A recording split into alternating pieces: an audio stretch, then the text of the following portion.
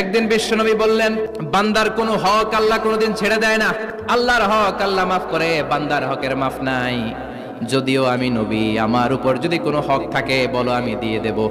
কোন সাহাবী দাঁড়ায় না। এক সাহাবী দাঁড়িয়ে বললেন, নবী, যুদ্ধের ময়দানে চাবুক চালানোর সময় এক কাফেরকে মারতে যে আপনার লাঠির বাড়ি আমার পিঠের মধ্যে পড়েছে।